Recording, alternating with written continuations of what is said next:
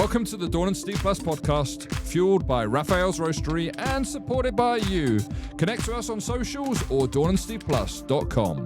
Well, Justin Gambino's in the studio with us again. If you missed part one of our conversation with him, I encourage you to go check that out. There's a lot of the backstory, how Justin got to where he is today, God's work in his life, some of the music that we're at. But Justin, thanks for hanging again with us today. Yeah, thanks for having me. You know, we talked a little bit about your backstory and how God brought you to where you are today in our previous podcast. What do you see him doing in your life right now? How much time you have? 19 as much minutes. time as you need. The biggest thing, and this is kind of special for me to share because I haven't made this public yet. About 5 years ago, after we had the revival on the grounds of the courthouse, I did my whole ugly cry thing and that was my personal revival. And I mean, even the days after that, the weeks after that, I would be doing the most manliest thing you can think of, right? Renovating a room in our house. I got a tool belt around my waist. And then the Holy Spirit would just come over me and I would just fall to my knees with a tool belt around my waist. I just start weeping, just thanking God for just another opportunity to breathe this breath that he has in my lungs, you know? And I'll never forget, I was home and the garage has always been like kind of like a catch-all, you know? It's got a car that doesn't work and, it's got boxes and, guitar amps and, all that kind of stuff. And I remember putting some stuff in the garage and I turned around and it was almost like I could see it. Like it was like the room completely changed and it just became this music studio. It wasn't a catch-all anymore. It was this studio. And it was almost like I blinked and then it was gone. I said, Lord, is that you? He said, I'm showing you something. Go tell Ashley right now. Don't touch another thing in this garage. Go tell Ashley what I just showed you. So I put down what I'm doing and I go tell Ashley and she's like, okay. I'm like, okay. Simple as that, huh? Yeah, okay. And then I share with my pastor what I saw and so I knew that God wanted me to build a studio, but I didn't know what that really looked like or how it was going to come to fruition. Like I don't have that kind of money to build a studio. Sure. You know, any kind of income is going to go to creating new music and that kind of stuff. So for the last 5 years, at the end of 2020 was whenever God gave me that vision. I shared that with my pastor, shared that with my wife. I think I shared it with my dad. Well, now this past September, someone approaches me and they're like, "Hey, what's God doing in your life? How can we sow into your ministry?" And I was like, "I don't know how to answer that right now. Give me a week."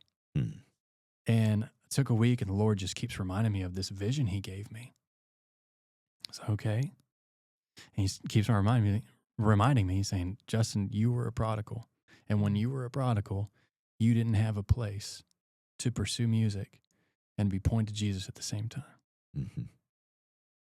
And this is what that's going to be for. And so I share that vision with this couple that's asking me, hey, how can we sow into your ministry? So since October, I have been building a music studio. That's cool. Nice. In my garage, which, it sounds like, oh, that's cute, but it's not a small garage. The guy that I bought the house from years ago, he used to work on classic cars. So it's got vaulted ceilings, he used to have a car lift in it and plumbed it for a bathroom. And, so it's set up perfectly, this big space. And so I've just, whenever, we've been working on new music, working on the third record as well, I would say about 60, 70% done with the third record.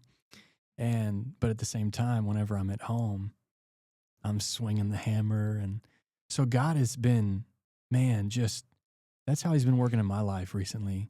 I'm just so excited to be able to share this space with, I don't know. I know that God is going to put people in my path I don't have to worry about that yet of Right. of who's going to come, who's not going to come, and all that stuff. But I'm excited that this space is going to be used for something that I didn't have.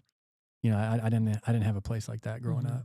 And we can't really look back and go, well, if you did have, what do you think you? Because we don't know. God's testimony through you is the journey you were on. Yeah, so that you can share it with others because it's going to resonate. I mean, we all understand our brokenness, or if we don't, we're gonna.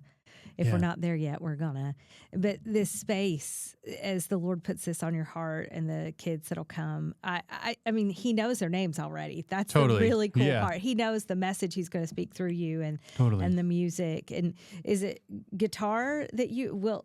Will it just be a guitar space? No, it's going to be a space where kids can come. Like if they want to go hit the record button and bang on some drums, pick up a bass guitar, pick up a ukulele or harmonica or whatever. I'm going to have full-on recording studio. So many options there. I love it. And an accordion.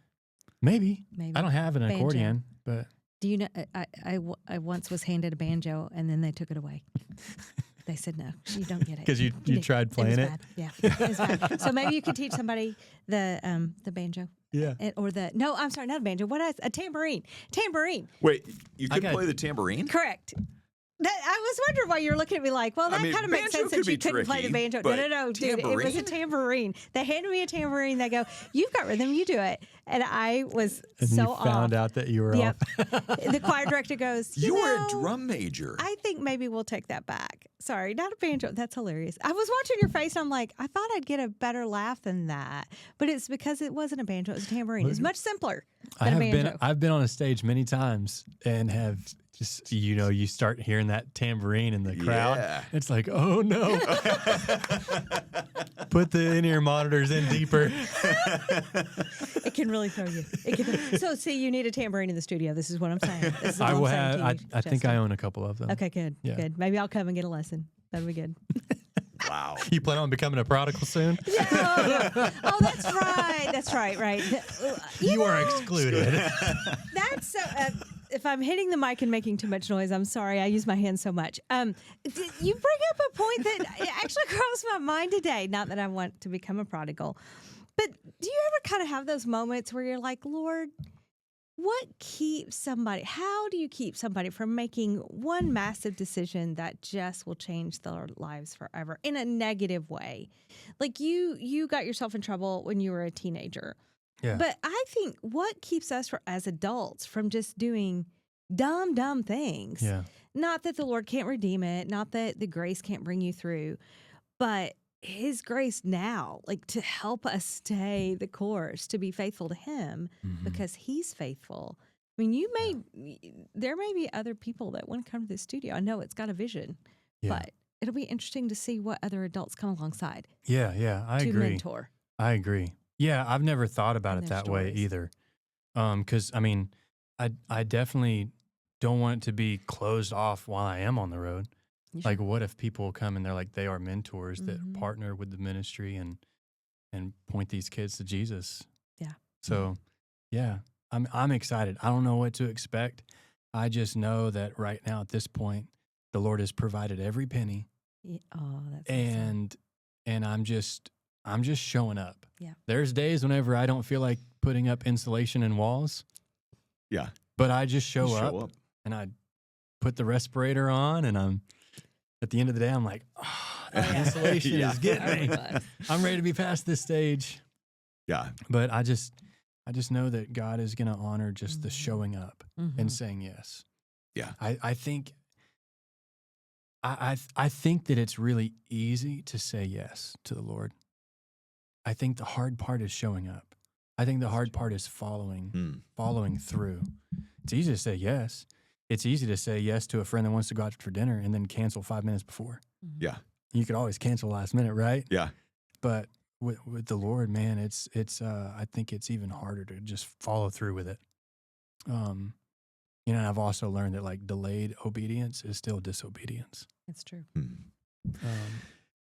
As you have put your yes on the table, and as you have cultivated the practice of showing up, how have you seen God work in that?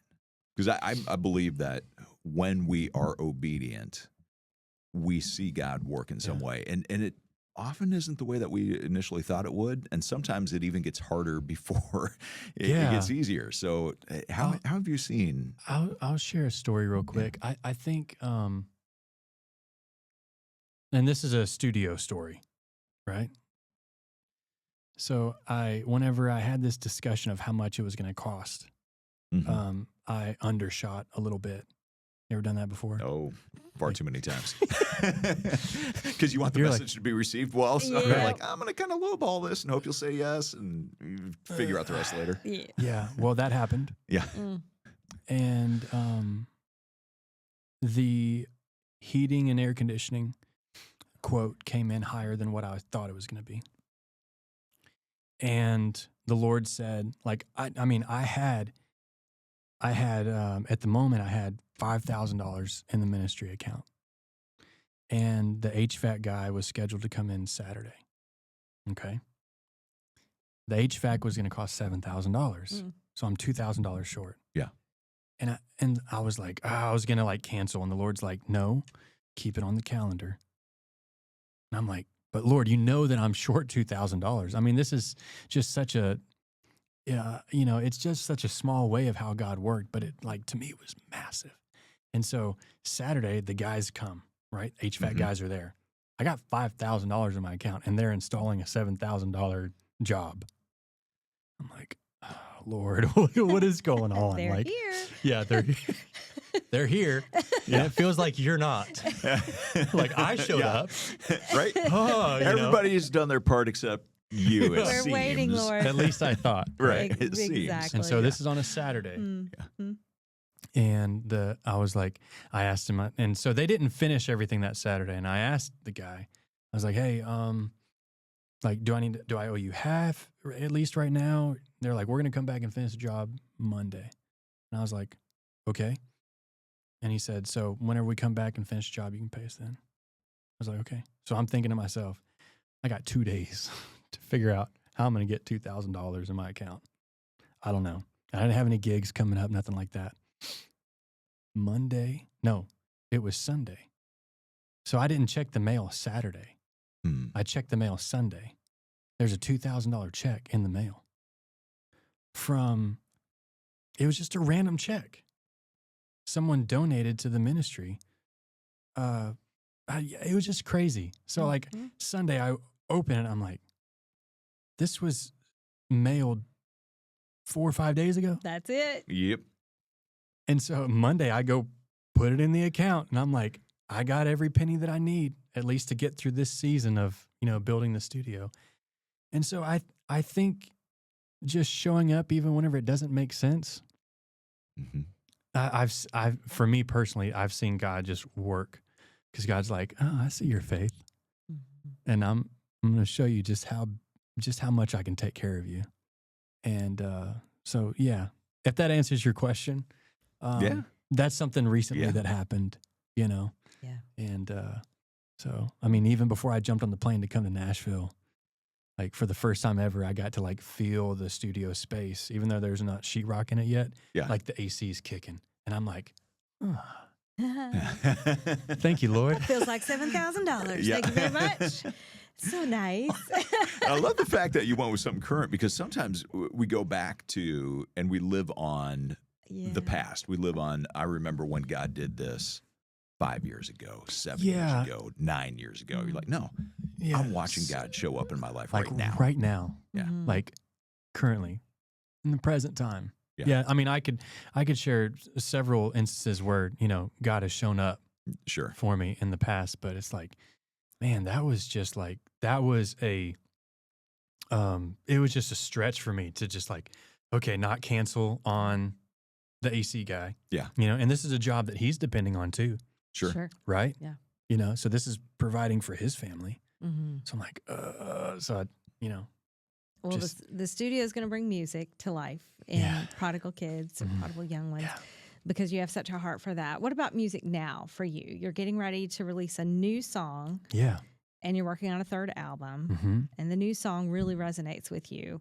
And as you're singing and you're touring, you big tours this summer. What's up? I'm gonna be on the road this summer and this fall. Okay. Yeah, I'm gonna be out west. I'm gonna be. I'll be back here in the Nashville area for an event in August. It's the In Common Writers Round, August 12th. I'll be doing that. I'll be in Ohio, Missouri. Yeah. Yeah. I did say out west too, did I? Yeah. You did. Sure I'm going to be you out did. west. Yes. Yeah. Well, because I got stuck in Nashville. I'm like, what date in Nashville? And is it open to the public? And can we all come? Okay, good. It's a Tuesday night. It's the Redbird In Common Writers Round. I think it's for indie artists. Sure. I think that's the Writers Round for indie artists. And as you've been touring, though, because you've got dates coming this summer, and you've been touring, how is the music of your testimony, this last album number 2? How's that resonating with people? How's the Lord using it in people's lives? It's been pretty amazing. What's been uncharted waters for me is that now that I've been very just open about my testimony and very authentic with my story and not holding anything back, it's opened up more opportunities, not just sing about it on stage, but there's been some churches that have asked me to just, hey, can you put the guitar down and then share your testimony in full detail? It's like, well, that could be 40 minutes. Yeah. I said, that's fine. Yeah. And so it's been really cool to see how God has used that. Like for me, that's terrifying to take the guitar. Sure, that's your security. And it's like, oh, this is weird. The first time it ever happened, the pastor was like, and God knew what he was doing. He set it up. You know, the pastor's like, hey, whenever you're here, I found out I got to be down with family because a family member passed away, and that's a whole nother story. But he was like, I need you to cover for me. And I'm thinking, what do you mean cover for me? You would just say that like, hey, pastor's gone, and we're going to do some more worship today. And he's like, I want you to preach. And so, did a sermon on the prodigal son and got to share my testimony. So that was the first time. And since then, in releasing this record, it's just opened up opportunity for me to share my testimony in depth. And then the amount of people that just come up to me and share, I got a prodigal son. I got a prodigal daughter. Can you pray with me? Can you pray for them? And it's just a reminder to me that God has me right where he wants me for the people that I come in contact with now. And it's just a beautiful thing that I can't explain. I can't fully, describe it, but it's the showing up. It is. Yeah. It's the showing presence. up. Yeah. We may have people watching, people listening to this podcast who, as you just said, they have a prodigal son, they have a prodigal daughter, and they are praying, and it does not feel like that prodigal is coming home anytime soon. Yeah. What would you say to that prodigal parent? There's power in prayer. Never stop praying for them. I remember the night of the revival, the first revival that we had at the courthouse. My mom came up to me and she said, I've been waiting for this day for you to come back to the Father's house. And you're home now. I've been praying and praying and praying. I never stopped praying. Yeah. And that would be my word to those parents right now. It's like, be like my mom was. Be like my mom still is. She's just praying for her kids, whether they're at the Father's house or not, just praying for them and not giving up. I mean, it might feel like nothing's happening, but man, God knows what he's doing. It's not going to be in our timing, but it's going to be in his. And I think if it was in my mom's timing, that all the people that God is using my story, the story that he wrote through me. Like my mom endured through that whole time, probably feeling like Justin's never going to come back to the Lord. But really the Lord's like, I'm going to work this out. And whenever he gets on the other side of it, no telling how many people are going to be blessed by this story. And that's encouraging for me because there's times whenever I'm praying for something and it's like, Lord, when is this going to happen? And just got to trust him. Yeah. I'm reminded of the verse in Revelation that says, they overcome by the blood of the Lamb and the word of their testimony. And he's building out his testimony in you. He has and he is. Has and is. And same for whoever's listening, whoever's behind the microphones, behind the monitors. I mean, it's his testimony.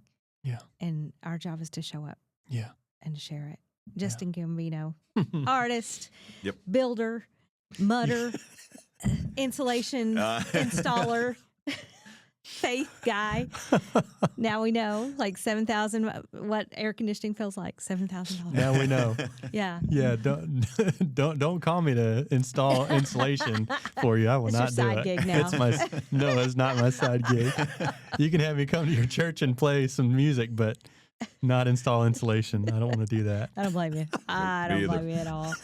We are so delighted to have you, though, brother, in the studio with us here at Don and Steve Plus, and we'll put all of the stuff, all the things, in the show notes. Thanks for joining us for the Dawn and Steve Plus podcast. We're a listener-supported, non-profit podcast, and we're grateful for your generous support. You can give at dawnandsteveplus.com. Our producer is yours truly, Stephen Briggs, with assistance from Chris Westmoreland. Please like and subscribe to Dawn and Steve Plus anywhere you get your podcasts and on all our socials. Links to what we talk about and to Raphael's Roastery are in the show notes below. Thanks for joining us and being our plus one.